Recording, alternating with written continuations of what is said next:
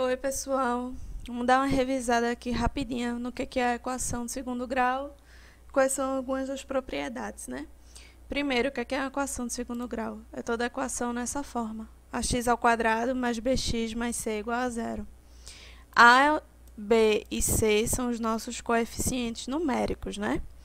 E aí o nosso x² é como se fosse a nossa diferenciação de uma equação de segundo grau para uma equação do primeiro grau, né? O que a gente viu?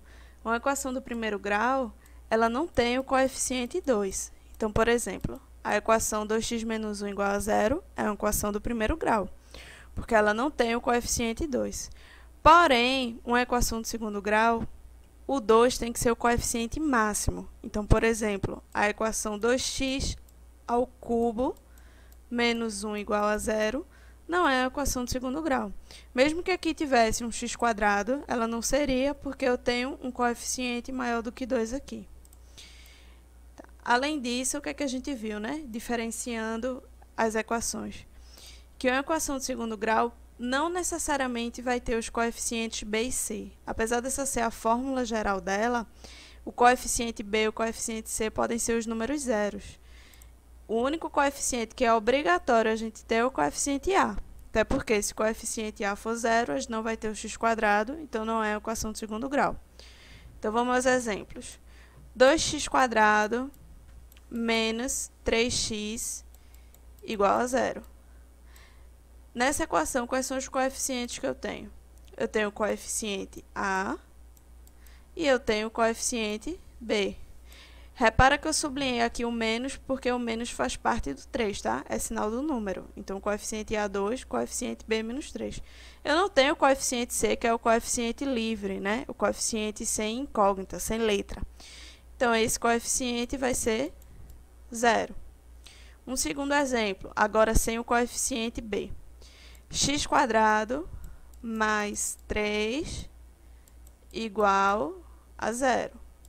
Então, ó, eu tenho o coeficiente A, não aparece aqui, mas é o número 1, né? 1 é o elemento neutro da multiplicação.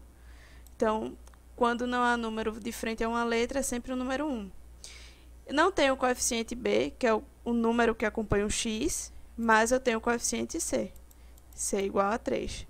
Então, por que é importante a gente lembrar disso? Para não criar a tendência de ficar olhando pela sequência, né? Nem sempre vai vir nessa ordem, porque a gente tem que prestar atenção em quem ele está acompanhando. Se acompanha o x² é o A, se acompanha o x é o B, se acompanha nenhuma letra, né? Se está um número sozinho, é o C. Lembrando que usar x é uma conveniência, tá? Qualquer letra pode ser usada para representar uma equação de segundo grau. O último tipo que eu vou mostrar de equações incompletas é quando eu não tenho nem o coeficiente A, nem o coeficiente B. Então, ó, aliás, nem o coeficiente B, nem o coeficiente C. Então, ó, 3x² igual a zero. Eu tenho o coeficiente A igual a 3, coeficiente B e coeficiente C são zero. Esses três tipos aqui que eu mostrei a vocês são equações incompletas, né? As equações completas são aquelas em que eu tenho os três coeficientes. Então, por exemplo, 2x² menos 3x mais 5 igual a zero é uma equação de segundo grau completa. Aqui, o nosso A é o 2, o nosso B é o menos 3 e o nosso C, 5. Agora assistam o vídeo de correção do exercício passado antes das férias, que a gente vai ver algumas aplicações dessas propriedades.